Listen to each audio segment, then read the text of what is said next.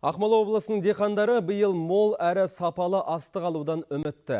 Ал оның деңгейі былтырғыдан төмен болмайды дейді мамандар. Өткен жылы өңір шаруалары 5 миллион тонна өнім жинаса, оның 75% жоғары сапалы бидай болды.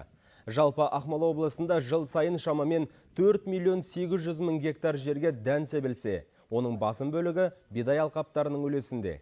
Қазір аймақта егін орағына дайындық қызу жүріп жатыр. Мыңдаған техника мен жанармай қоры алдын ала әзірленген.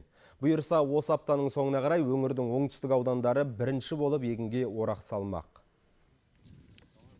Ораққа осындай ыстық ауа райы тұратын болса, 10 тамыздан кейін ораққа кірісеміз.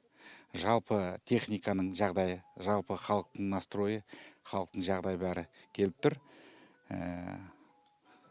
Былтырғы алған егінге сондай көлем аламыз ба деген ойымыз бар. Қазақстандағы ең жақсы сорттарымыз қазіргі таңға ол Ақмола, Астана және Шортан 95. Осы үш сорттың өзі әрқайсысы 1 миллионнан 3 миллион гектар алқапты алып жатыр. Бұл сорттың анадан айырмашылығы, бұл енді ана сортқа қарағанда өнімділігі жоғары, ауруға төзімді, және де анау беріп жатқан тыңайтқышқа өте отзывчивый.